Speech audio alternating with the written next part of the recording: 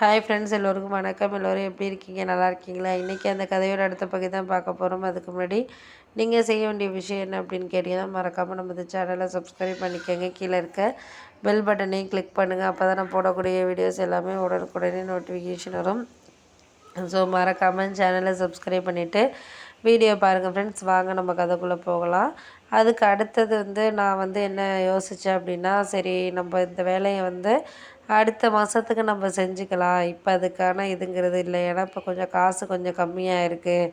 அப்படிங்கிறப்போ அதை நம்ம பார்த்துக்கணும். காசு கம்மியாக இருக்கிறப்ப அதுக்கு தகுந்த மாதிரி நம்ம இப்போ இருக்கிற நிலமைய ஓட்டிக்க வேண்டியதா அப்படிங்கிற மாதிரி நான் யோசிச்சுட்டு இருந்தேன்.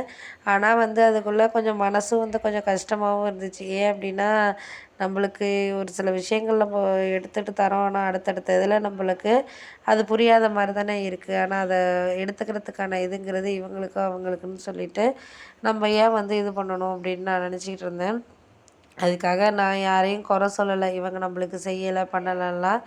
ஆனால் நம்ம அந்த வேலையை செய்கிறதுக்கான நம்ம முடிவு பண்ணிட்டோம் அப்படிங்கிறத இது பண்ணியாச்சு. அதுக்கப்புறம் எங்கள் அம்மா சொன்னாங்க, ஏம்மா நீ இவ்வளவு கவலைப்பட்டுட்ருக்க செஞ்சுக்கிட்டு இருக்க, எல்லாம் நடக்கிறது நடக்கட்டும். நம்மளுக்கு அதுக்கு அடுத்தது எதா இருந்தாலும் நம்ம அக்செப்ட் பண்ணிட்டு போயிட்டுருக்க வேண்டியதான். நீ அதனால் யாருக்காகவும் எதுக்காகவும் இது கவலையாக இருக்குது அது கவலையாக இருக்குது அப்படின்னு சொல்லிட்டு கவலைப்பட்டுட்டு உன்னோட லைஃப்பை நீ இது பண்ணிக்காதம்மா அப்படின்னோடனே, சரி விடுங்க, அதெல்லாம் நான் எதுவும் யோசிக்கலை.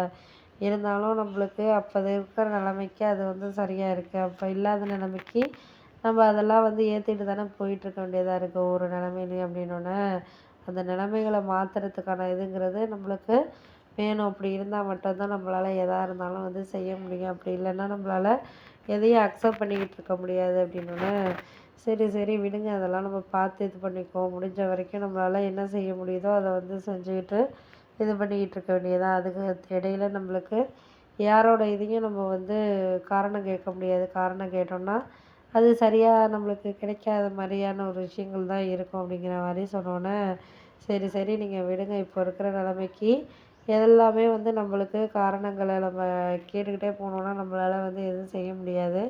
முடிஞ்ச வரைக்கும் நம்மளால் என்ன செய்ய முடியுதோ அதை நம்ம இது பண்ணிக்கிட்டு இருக்க வேண்டியதான் அப்படின்னோடனே, ஆமாம் அதெல்லாம் கரெக்டு தான். நம்ம இருக்கிற இடத்துல நம்ம இருந்துட்டு அதுக்காக நம்ம என்ன சேமிக்க முடியுதோ அதை நம்ம சேமிச்சுட்டு வாழ்க்கையில் அடுத்தடுத்த கட்டத்தை நோக்கி போயிட்டு இருந்தால் தான் நம்மளுக்கு ஒரு வாழ்க்கையில் ஒரு சந்தோஷமான விஷயமா இருக்கும். அப்படி இல்லாட்டினா நம்ம அதையே யோசிச்சுக்கிட்டு தேவையில்லாமல் குழப்பிக்கிட்டு பண்ணிக்கிட்டு இருந்தோம்னா நம்மளுக்கு அது சரியாக வராதுமா அப்படின்னோடனே, ஆமாம் அது உண்மை தான். நம்மளுக்கு இப்போ இருக்கிற நிலைமைக்கு நம்ம முடிஞ்ச வரைக்கும் நம்மளால் சேர்த்து ஒரு விஷயத்த செய்ய முடியலை அப்படிங்கிறப்போ நம்ம அதெல்லாம் நம்ம அக்செப்ட் பண்ணிக்கிட்டு போயிட்டுருக்கோம் அப்படிங்கிற மாதிரி யோசிச்சோன்னே, சரி சரி விடுங்க, அதையே நீங்கள் ஏன் யோசிச்சுக்கிட்டு குழப்பிகிட்டு இருக்கீங்க.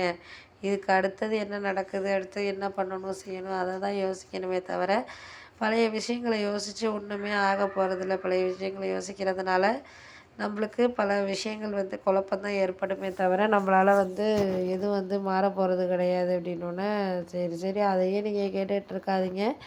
முடிஞ்ச அளவுக்கு நம்மளால் செய்கிற விஷயங்களை செஞ்சுக்கிட்டு நம்ம பண்ணிக்கிட்டு இருந்தால் மட்டும்தான் நம்மளால் அடுத்தடுத்த விஷயங்களுக்கு நம்ம வாழ்க்கையில் கொண்டுட்டு போக முடியும் அப்படிங்கிறத புரிஞ்சுக்கங்க அப்படின்னோடனே, அதெல்லாம் புரிகிறதுக்கான டைம்ங்கிறது நமக்கு வருது.